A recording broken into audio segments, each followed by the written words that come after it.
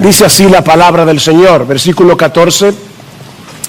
Pues vosotros, hermanos, vinisteis a ser imitadores de las iglesias de Dios en Cristo Jesús que están en Judea, porque también vosotros padecisteis los mismos sufrimientos a manos de vuestros propios compatriotas, tal como ellos padecieron a mano de los judíos, los cuales mataron tanto al Señor Jesús como a los profetas, y a nosotros nos expulsaron y no agradan a Dios, sino que son contrarios a todos los hombres, impidiéndonos hablar a los gentiles para que se salven, con el resultado de que siempre llenan la medida de sus pecados. Pero la ira ha venido sobre ellos hasta el extremo. Cada vez que nosotros escribimos una fecha, tenemos que reconocer el impacto de Jesús en la historia. Porque en una buena parte del planeta Tierra, el tiempo se divide en antes de Cristo y después de Cristo. Así que cada vez que tú escribes una fecha, estás obligado a recordar la importancia de Jesús. Pero no solo la historia se divide en dos, sino también toda la humanidad. Porque después de su venida solo hay dos grupos de personas en el mundo. A nosotros nos encanta crear categorías para dividir a las personas, para separarnos de los demás, para creernos que somos mejores que otros. Pero lo cierto es que en el mundo solo hay dos grupos de personas, no más, solo dos: los que creen en Cristo y los que no creen, los que son suyos y los que no lo son, los que lo aman y lo adoran y los que lo rechazan con todo su corazón. El que no es conmigo, contra mí es, dice Jesús. No se puede ser indiferente, no se puede ser neutral ante la persona de Jesús, porque óyeme bien, mi amigo que estás aquí, no hacer nada con Jesús es una declaración de guerra. Nadie aquí, jóvenes que tal vez han nacido en esta iglesia, no hay nadie que sea neutral con respecto a la persona de Jesús. Si el Dios del cielo nos llama a arrepentirnos, si el Dios del cielo nos llama a creer en su Hijo, seguir a su Hijo, reaccionar con indiferencia es un acto de rebeldía. De manera que Cristo, contrario a lo que piensan muchas personas, es el gran divisor de la raza humana. Cristo divide la raza humana. Él mismo dice en Mateo capítulo 10, versículo 34, que Él no vino al mundo a traer paz, sino espada. Qué declaración más extraña, ¿verdad? El príncipe de paz dice que Él vino a traer espada, porque vine a poner al hombre contra su padre, a la hija contra su madre, a la nuera contra su suegra, y los enemigos del hombre serán los de su misma casa. Ahora, esta es una moneda de dos caras, porque así como Cristo nos separa del mundo, al mismo tiempo nos hace uno con su pueblo. Vean una vez más la comparación que hace Pablo en el versículo 14. Dice: pero vosotros, hermanos, vinisteis a ser imitadores de las iglesias de Dios en Cristo Jesús que están en Judea. La iglesia en Tesalónica estaba compuesta mayormente por gentiles, es decir, por personas que no eran judías. Las iglesias en Judea estaban compuestas prácticamente en su totalidad por personas judías, y sin embargo Pablo los describe exactamente de la misma manera. Noten el versículo 1, Pablo, del capítulo 1, Pablo, Silvano y Timoteo, a la iglesia de los tesalonicenses, en Dios Padre y en el Señor Jesucristo. ¿Se dieron cuenta la similitud?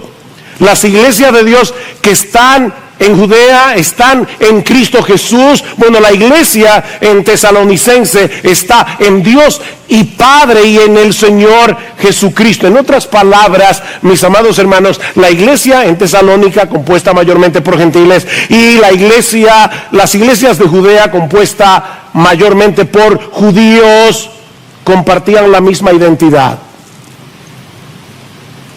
El trasfondo racial, el trasfondo cultural, el trasfondo socioeconómico no es lo que ahora nos define. Lo que nos define es el hecho de estar en Cristo.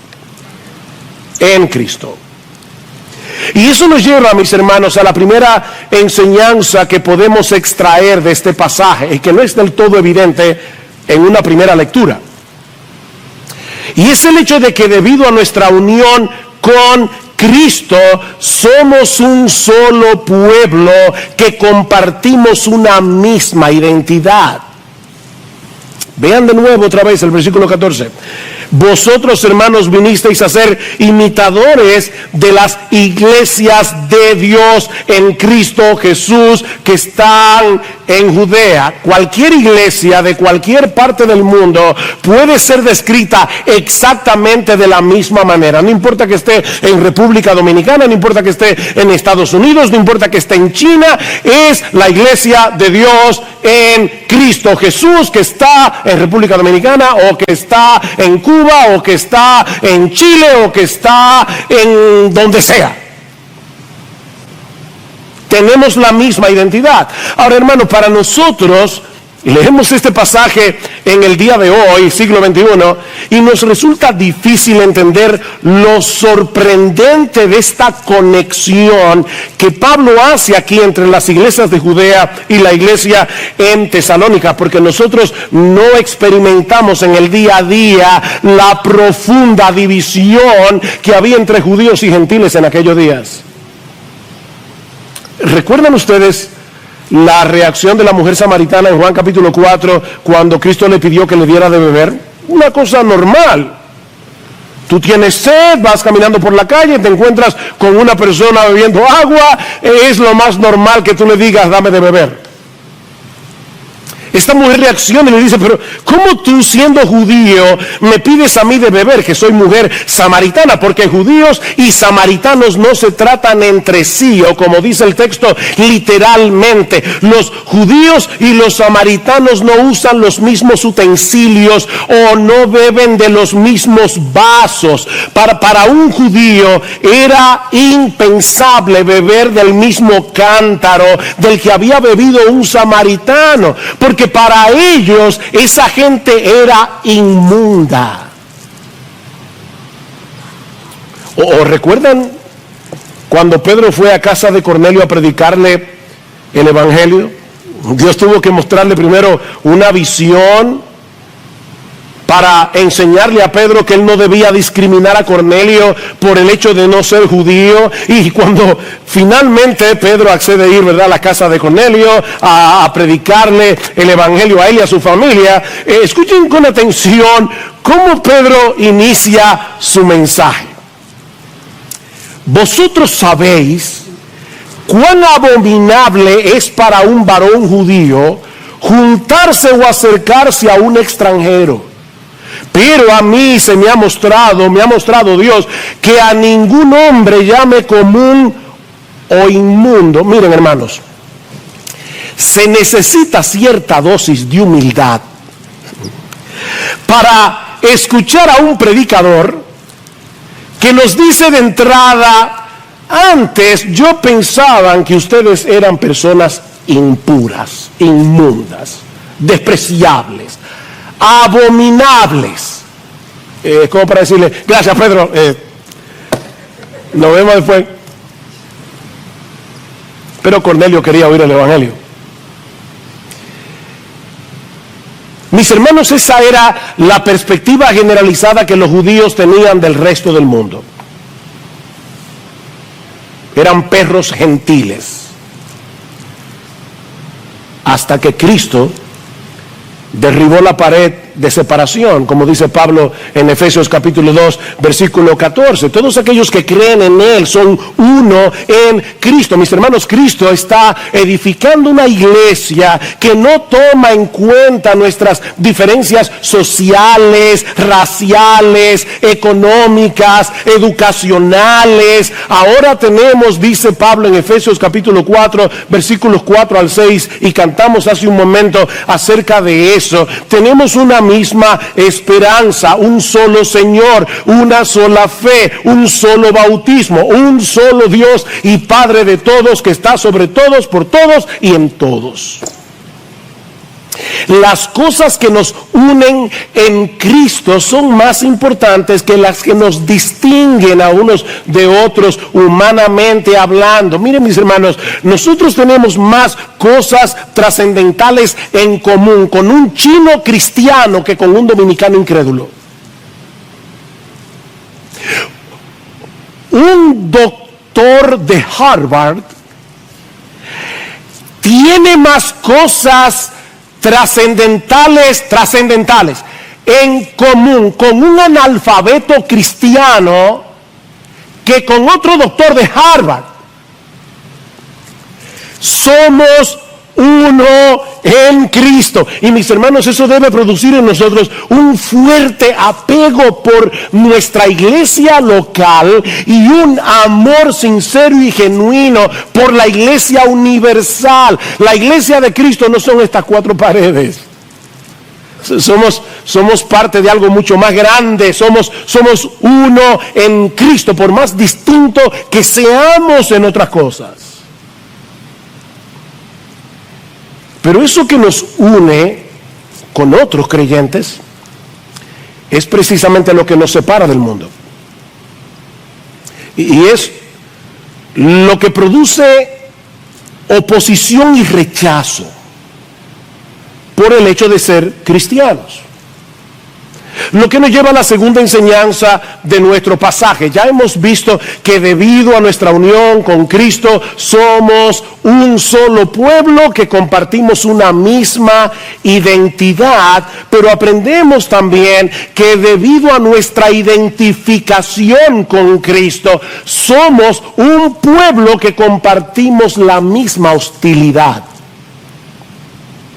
Versículo 14 de nuevo. Pues vosotros, hermanos, vinisteis a ser imitadores de las iglesias de Dios en Cristo Jesús que están en Judea. ¿En qué vinieron a ser imitadores? Porque también vosotros padecisteis los mismos sufrimientos a manos de vuestros propios compatriotas, tal como ellos padecieron a mano de los judíos.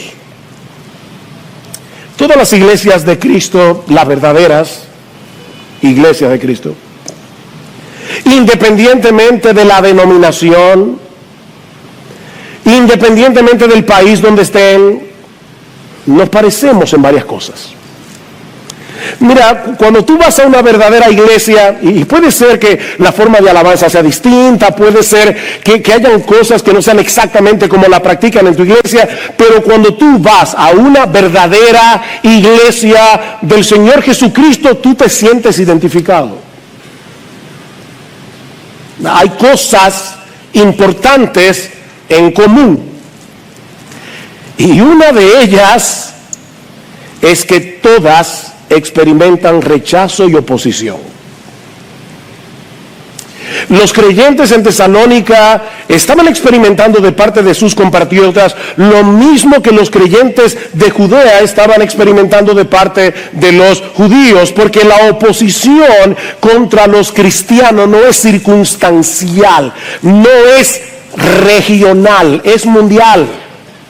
Es mundial, aunque obviamente no siempre será en la misma medida, no siempre será con las mismas manifestaciones. No es lo mismo ser un cristiano en República Dominicana que ser un cristiano en Corea del Norte. No es lo mismo, yo no estoy diciendo eso.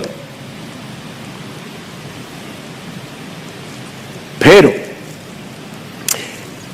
el Señor nos advirtió en varios lugares, en Juan 15 por ejemplo: si el mundo os aborrece, Sabed que a mí me ha aborrecido antes que a vosotros. Si fuerais del mundo, el mundo amaría a los suyos, pero porque no sois del mundo, antes yo os elegí del mundo, por eso el mundo os aborrece. Habitamos en el mismo mundo, pero ahora pertenecemos a otro reino.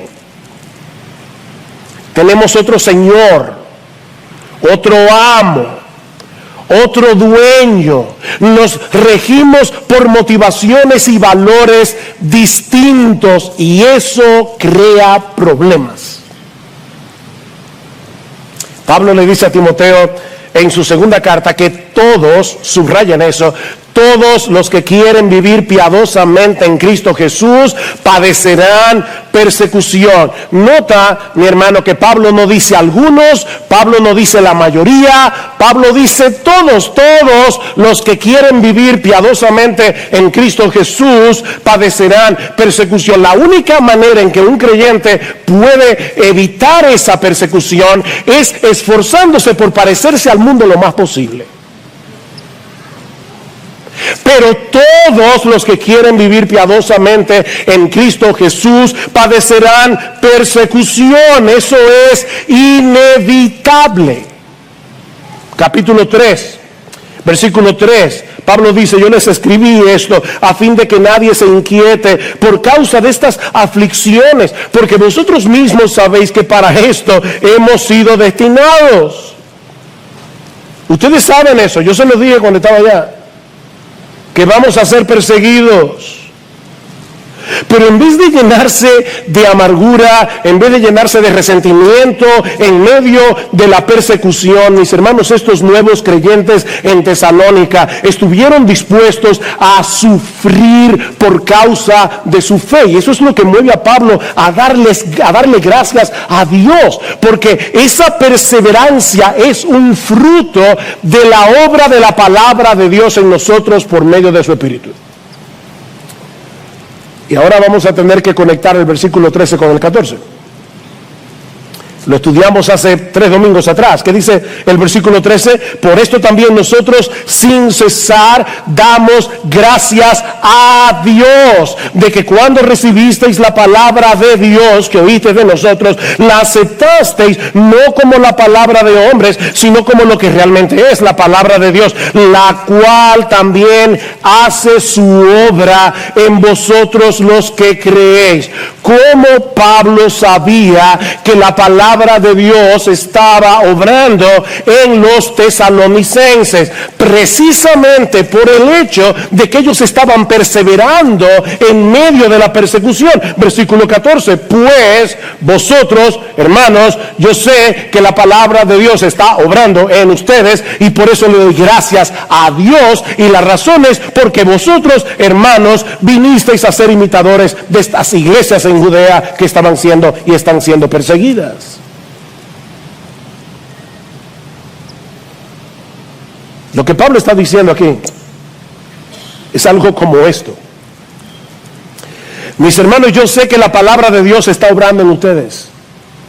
Yo lo sé, porque están dispuestos a sufrir por Cristo, porque están dispuestos a permanecer aferrados a su Señor en medio de la aflicción, manifestando el gozo del Espíritu Santo.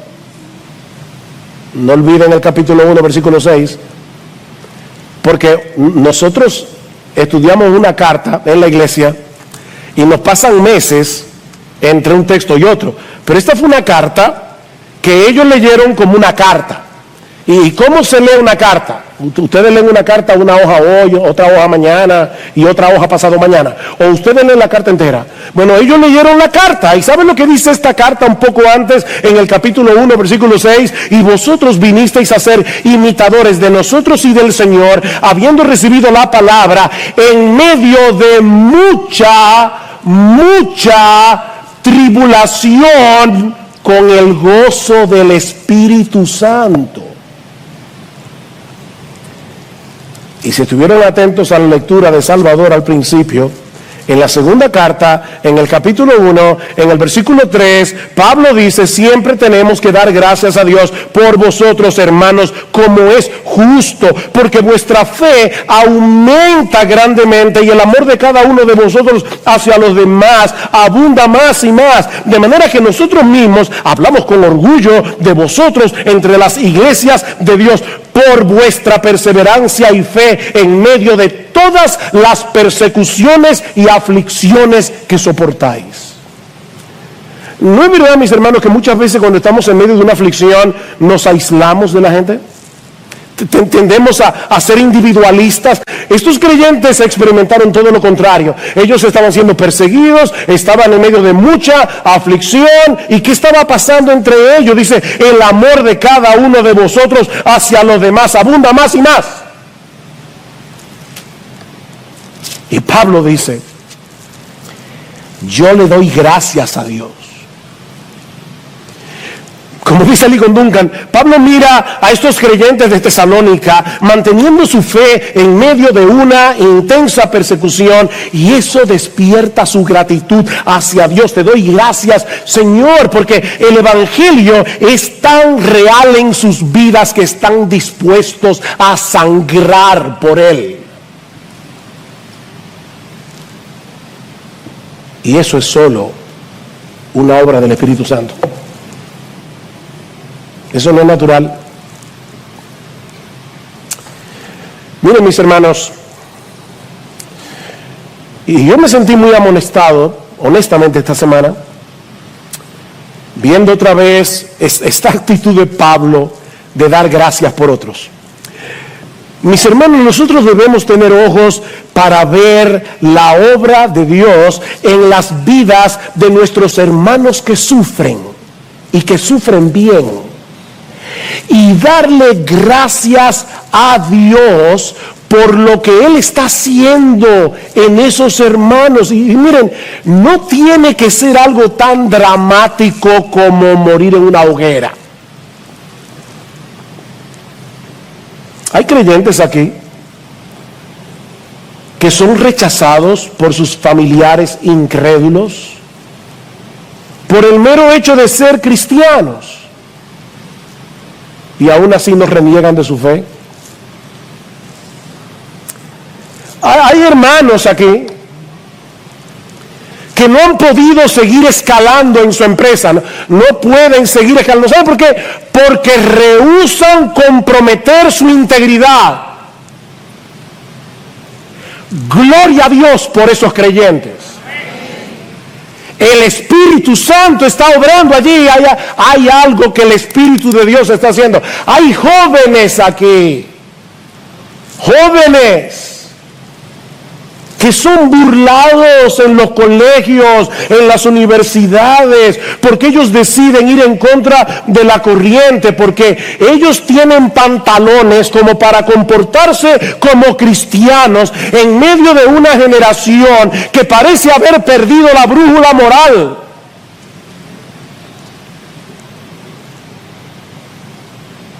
Gloria al Señor por esos jóvenes. Y ni hablar de los cristianos y misioneros que están en otras partes del mundo enfrentando un montón de dificultades y poniendo en riesgo sus vidas por causa del Señor. Esta misma semana, en el culto de oración, estuvimos orando por una pareja en Laos que recién se convirtieron al Señor. Y el padre de ella era un hombre sumamente influyente en la comunidad. Y cuando este hombre se enteró de que su hija y el esposo, su yerno, se habían convertido, comenzó a presionar para que ellos volvieran a sus ídolos. Y como ellos rehusaron volver a su antigua idolatría, este padre incrédulo influyó en la comunidad para que le quitaran todos sus bienes.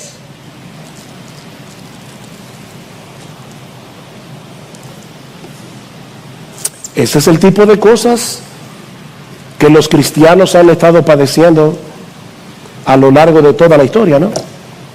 El autor de la carta a los hebreos menciona a un grupo de creyentes que precisamente habían sufrido el despojo de sus bienes, al igual que estos hermanos en Laos, solo que el autor de la carta a los hebreos le añade dos palabritas muy importantes. El despojo de vuestros bienes sufristeis con gozo.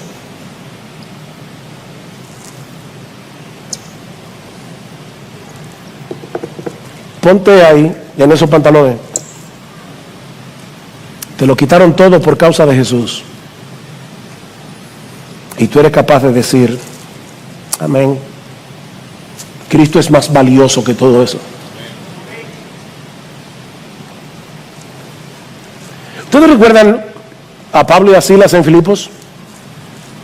Dice que en Hechos 16, 23, que después de haberlos azotado mucho, dice el texto, y después de llevarlos al calabozo que estaba en el interior, miren, una cárcel, yo tuve la oportunidad de ir a una cárcel en Roma, la cárcel Mamertina, donde probablemente estuvo el apóstol Pablo.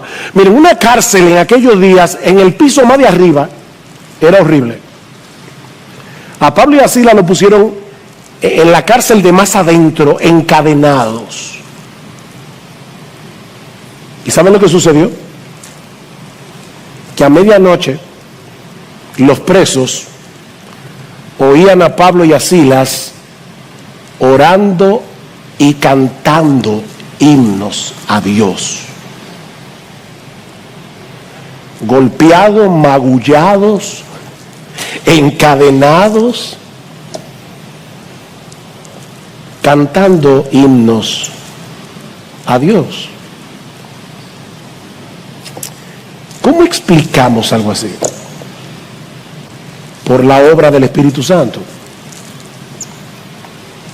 Es el Espíritu Santo el que actúa en nosotros la fe. Él es que obra la fe para esperar en las promesas de Dios reveladas en su palabra. Es el Espíritu Santo el que hace viva la palabra en nuestro corazón, dándonos certeza de que Dios nos ama, dándonos certeza de que ni una sola de sus promesas quedarán sin cumplimiento. No olviden el contexto. Pablo está dando gracias al Señor porque cuando ustedes recibieron la palabra de Dios que oíste de nosotros, la recibisteis no como palabra de hombres, sino como lo que es en verdad la palabra de Dios. De manera que cuando estos hermanos oían, el Señor es mi pastor, nada me faltará, en lugares de delicados pastos me hará descansar. Ellos sabían, esa es la palabra de Dios, porque a los que aman a Dios todas las cosas les ayudan a bien. Esto es palabra de Dios.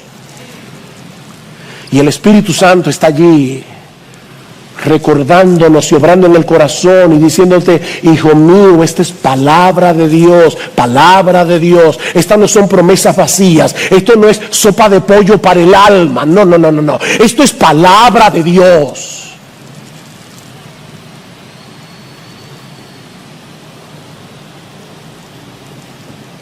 Y el Espíritu Santo provoca fe, produce fe. Porque al final, mis hermanos, es un asunto de fe. ¿Qué dice Pablo en Romanos 15? Y el Dios de la esperanza os llene de todo gozo y paz en el creer, para que abundéis en esperanza por el poder del Espíritu Santo. Solamente el Espíritu Santo puede hacerme abundar en esperanza, al aumentar mi fe en lo que Él mismo reveló en la palabra. El Espíritu Santo nos llena de esperanza en el dolor, alimentando nuestra confianza en Dios, por lo que sabemos de Él, de nuestro Padre, en su palabra. Pero sobre todas las cosas, el Espíritu Santo es el que abre los ojos de nuestro entendimiento para que seamos capaces de ver la gloria y hermosura de nuestro Señor Jesucristo. Mis hermanos, Él es tan glorioso, Él es tan hermoso, Él es tan maravilloso que vale la pena sufrir por el gozo y el deleite de conocerlo a Él. Vale la pena. Y eso lo hace el Espíritu Santo. El gozo y el deleite de conocer a Cristo, mis amados hermanos, sobrepasa cualquier dolor. Pero ese gozo no es natural, es el fruto del Espíritu.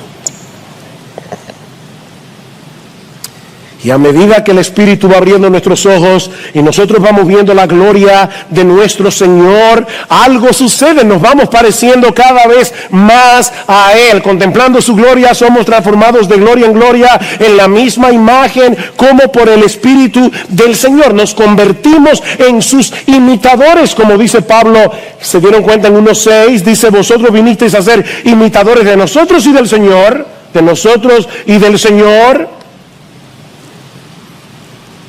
Y una de las cosas que se dice de Cristo en Hebreos capítulo 12 versículo 2 es que por el gozo puesto delante de Él sufrió la cruz.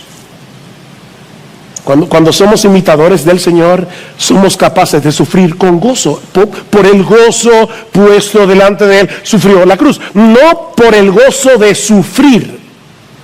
Porque, mis hermanos, no somos masoquistas. El sufrimiento no es causa de gozo. Cristo sufrió la cruz con gozo por dos razones. Primero, por el gozo de poder hacer la voluntad de su Padre. Y dos, por el gozo de salvarte a ti. Y a ti, y a ti, y a ti, si eres creyente. Wow. Cristo sufrió la cruz con gozo porque sabía que al hacerlo te estaba salvando a ti.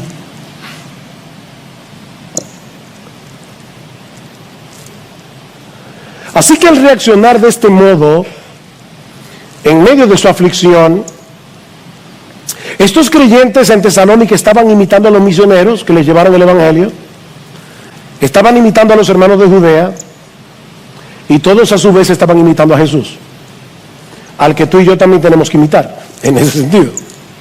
Bueno, en todo sentido. Pero ahora Pablo quiere hacerles ver el porqué de ese sufrimiento. Mis hermanos, ¿qué es lo que está detrás de esa persecución, de ese rechazo, de esa oposición del mundo hacia los cristianos? ¿Qué es lo que hay detrás? Versículo 15.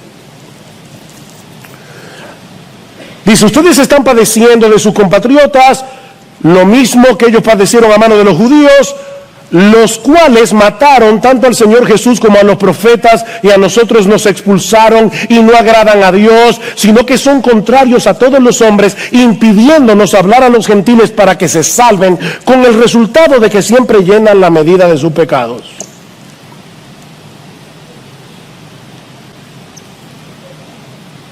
¿Saben qué, mis hermanos? A final de cuentas,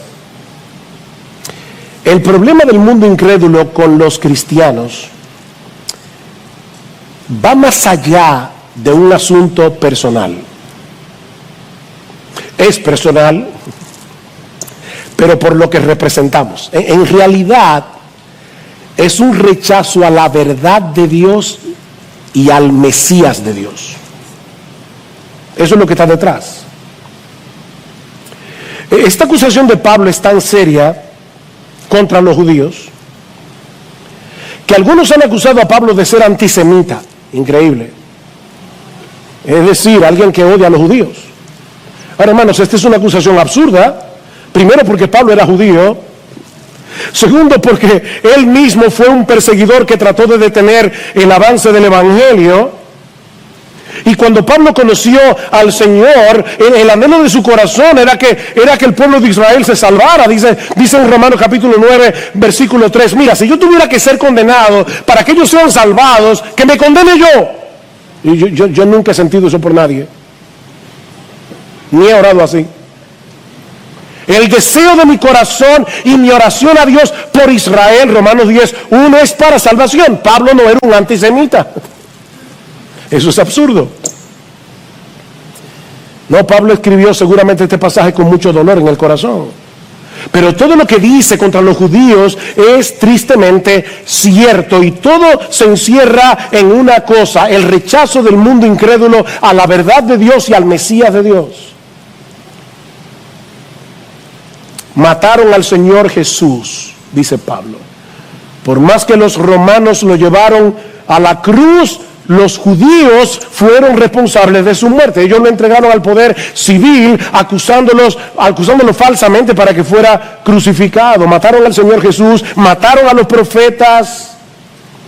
En el Antiguo Testamento los profetas fueron sistemáticamente perseguidos por el pueblo de Israel. ¿Por qué? Porque no soportaban el mensaje que Dios les enviaba a través de ellos. Óyeme, mi amigo incrédulo que estás aquí, no te engañes a ti mismo pensando, es que intelectualmente yo no puedo aceptar. No, el problema tuyo es que tú no quieres la verdad de Dios, no la quieres. Porque la verdad de Dios te recuerda que tú eres un pecador. La verdad de Dios te recuerda que tú no eres tan grande como tú crees que tú eres, que tú no eres tan bueno como tú crees que tú eres, que solo hay un Dios, un solo Rey, y se llama Jesús, no eres tú. No te engañes. Mataron a los profetas.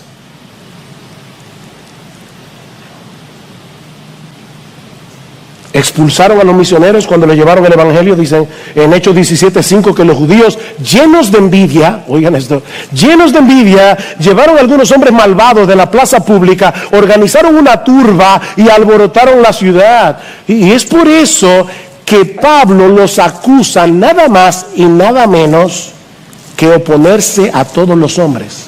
¿Lo vieron en el versículo 15? No agradan a Dios, sino que son contrarios a todos los hombres. ¿Saben lo que Pablo está diciendo aquí? Que son enemigos de la humanidad. Wow. ¿Saben por qué son enemigos de la humanidad? Porque están impidiendo la predicación del evangelio, que es lo único que puede salvar al pecador. Por eso dice en el versículo 16, impidiéndonos hablar a los gentiles para que se salven.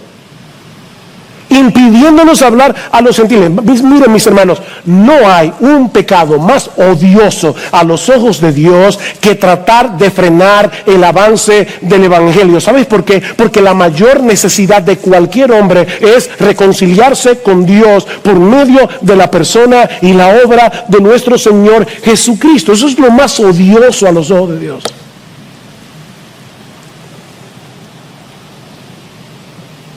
Cristo en Mateo 23 dice, ay de vosotros.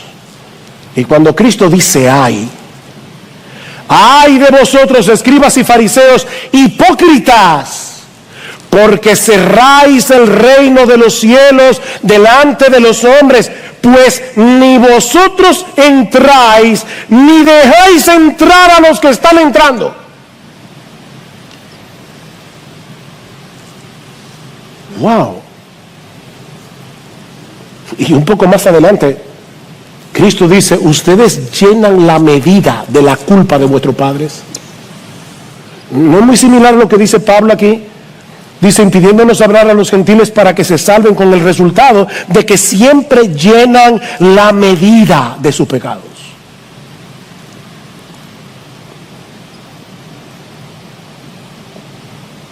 Su pecado ha llegado al colmo, dice Pablo.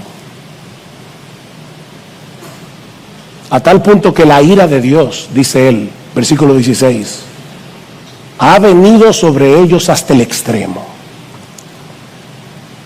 Y Pablo puede estarse refiriendo a lo que el mismo Jesús dijo en la parábola de los labradores malvados, en Mateo 21, que el reino de los cielos iba a ser quitado de la nación de Israel como nación, y le iba a ser dado a los gentiles, que iban a producir los frutos que ellos no pudieron producir. Ahora la iglesia es el nuevo Israel, compuesta por judíos y gentiles creyentes, que proclamamos el mensaje que la nación de Israel recibió a través de sus profetas sobre la obra, la persona de nuestro Señor Jesucristo. Y eso es precisamente lo que el mundo quiere frenar a toda costa. Que la verdad de Dios sea proclamada, que Cristo sea reconocido como Rey de Reyes y Señor de Señores, para que la gente venga a Él en arrepentimiento y fe y sean salvos. Pero ¿saben qué, hermanos? Nadie puede frenar la obra de Dios. Nadie. Corrie ten Boom, aquella mujer cuya familia escondió judíos para librarlos de los nazis durante la Segunda Guerra Mundial, fue llevada junto a su hermana Betsy a un campo de prisioneros horriblemente inhumano, a Ravensbrück. El cuartel en el que las encerraron estaba sobrepoblado, mucha gente, pero lo peor es que estaba infestado de pulgas. La mañana en que llegaron, leyeron juntas Primera Tesalonicenses, capítulo 5, 16 al 18. Estad siempre gozosos, orad sin cesar y dad gracias en todo. Así que Betsy le dice a Corrie: ven, vamos ahora a dar gracias por cada aspecto de este nuevo alojamiento. Corrie ten Boom admite que al principio ya no quería. ¿Cómo le voy a dar gracias a Dios por las pulgas? Pero su hermana seguía insistiendo. Aquí dice: dad gracias en todo. Finalmente, Corrie accedió. A medida que pasaban los meses, ellas se sorprendían porque comenzaron a realizar un estudio bíblico en las barracas. La gente comenzó a venir, empezaron a orar, y lo que las sorprendía era que los guardias no interferían, las dejaban tranquilas. ¡Qué raro! Más tarde descubrieron que la razón por la que los guardias no interferían era por las pulgas. No querían ser infestados. Porque Dios tiene muchas formas creativas de glorificar su nombre y de expandir el Evangelio.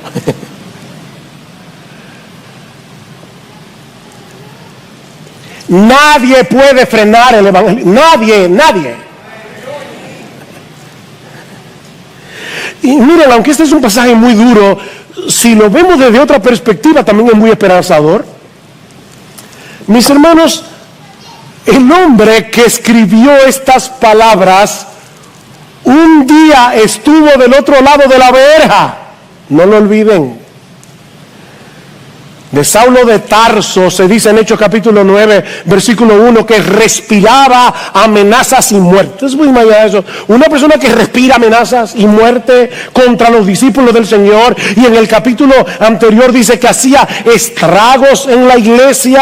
Y más adelante, dando su propio testimonio, Pablo dice que él llegó a creer que era su deber delante de Dios hacer muchos males en contra del nombre de Jesús de Nazaret. No solo encerré en cárceles a muchos de los santos, sino también cuando eran condenados a muerte, yo daba mi voto contra ellos, y castigándolos con frecuencia en todas las sinagogas, procuraba obligarlos a blasfemar. Pablo estaba allí diciendo: maldice a Cristo, maldice a Cristo. El hombre que escribió Primera Tesalonicenses.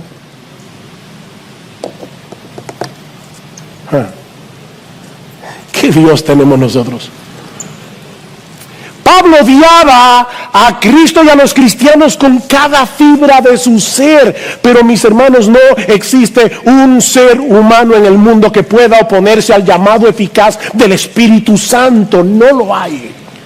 La gracia de nuestro Dios es todopoderosa y vence cualquier obstinación.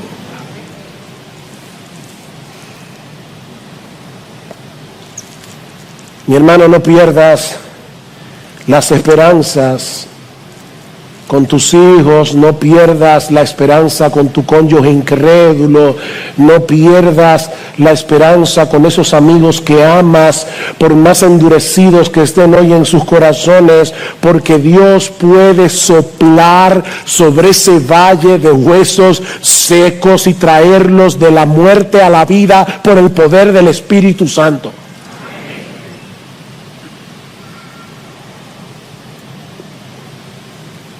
Y no tienes que irte muy lejos para ver un ejemplo de ese poder en acción.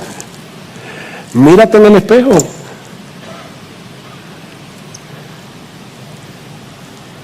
Porque si Él te salvó a ti y me salvó a mí, también puede salvar a esos que se burlan, a esos que te rechazan por el hecho de que tú eres cristiano. Mírate en el espejo.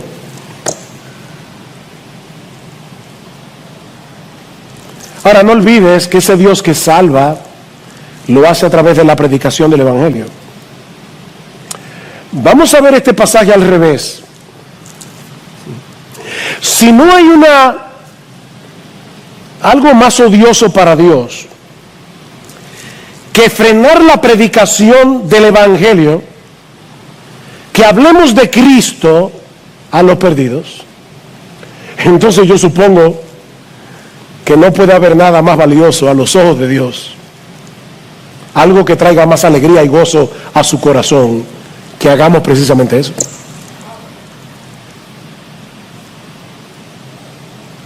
La mayor necesidad del incrédulo es reconciliarse con Dios, aunque en este momento él no lo sepa.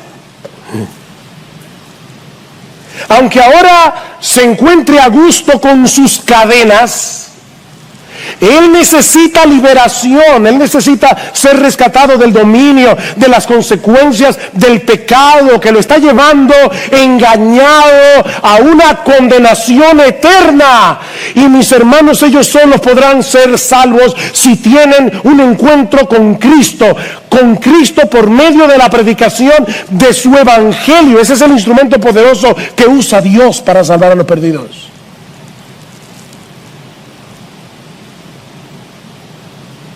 Oh, mi hermano, no dejes de hablar de ese Cristo que tuvo misericordia de ti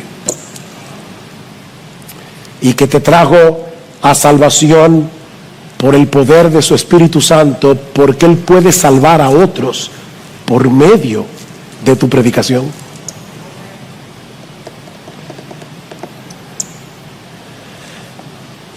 No puedo evitar recordar en la universidad, yo tenía dos personas en la universidad, dos amigas de carrera, porque déjame decirte algo, no te aísles del mundo. Nosotros somos sal de la tierra, luz del mundo. Hay una diferencia enorme entre ser complaciente con el mundo, entre ser un mundano y estar en el mundo, dando testimonio de la gracia de Dios en Cristo. Que Cristo era amigo de pecadores y separado de los pecadores. La Biblia dice las dos cosas. Y yo recuerdo que yo tenía dos amigas de carrera. Una de ellas lloraba cada vez que yo le predicaba el Evangelio, por cada vez.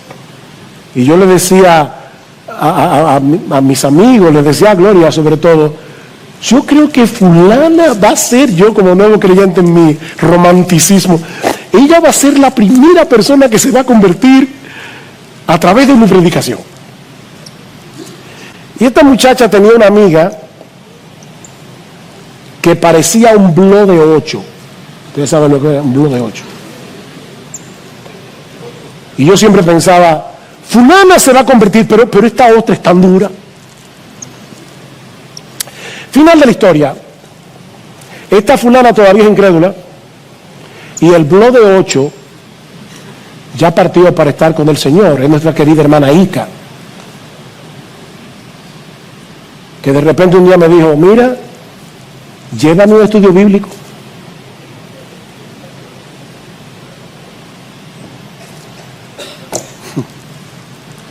El blog de 8. La gracia la derritió. Así que no dejes de hablar de Cristo, no dejes de hablar de Cristo. Mira, cuando te rechacen, cuando se burlen de ti, ni se te ocurra sentir autocompasión. Ni se te ocurra. Mira en esa burla el reflejo de tu propia dureza cuando tú no eras cristiano. Y por el poder del Espíritu, regocíjate en la obra que Cristo hizo en ti de pura gracia para cambiar tu corazón de piedra en un corazón de carne. ¿Qué dice Pedro? Amados, no os sorprendáis del fuego de la prueba que os ha sobrevenido, como si alguna cosa extraña os aconteciese, sino gozaos por cuanto sois participantes de los padecimientos de Cristo, para que también en la revelación de su gloria os gocéis con gran alegría.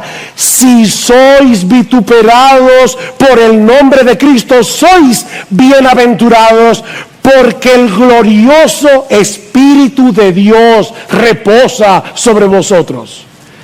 Es precisamente en ese momento que el Espíritu Santo viene con poder a animarte, a fortalecerte, a fortalecer tu fe, a recordarte la palabra, a recordarte que Dios te ama, a recordarte sus promesas.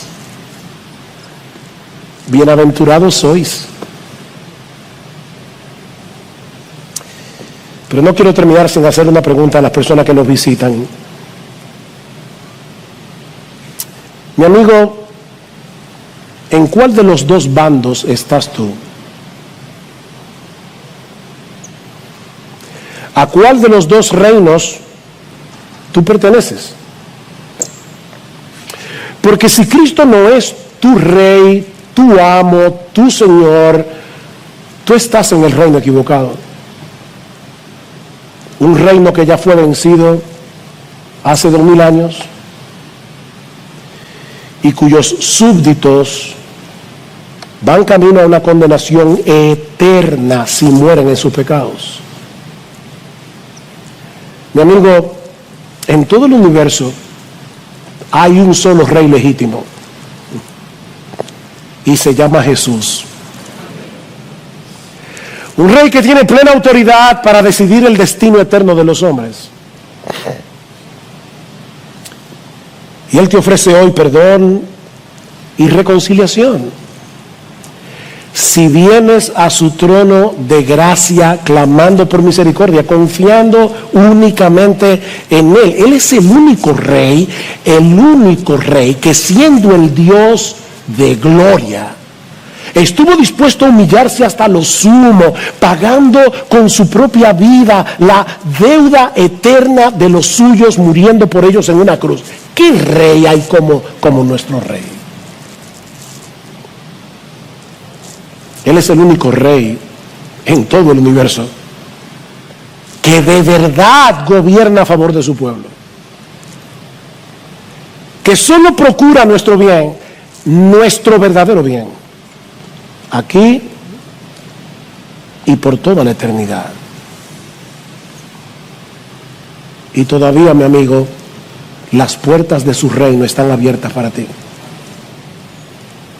siempre que vengas en arrepentimiento y fe.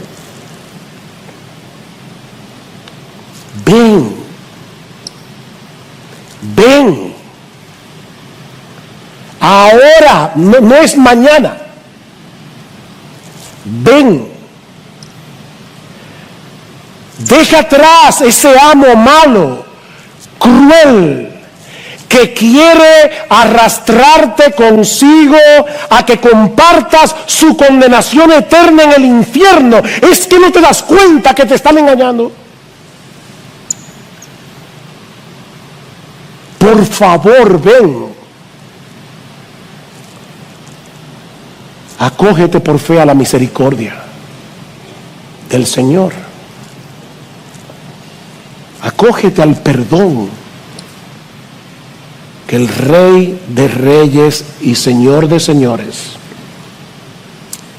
te está ofreciendo hoy de pura gracia, gratuitamente, solo por la fe.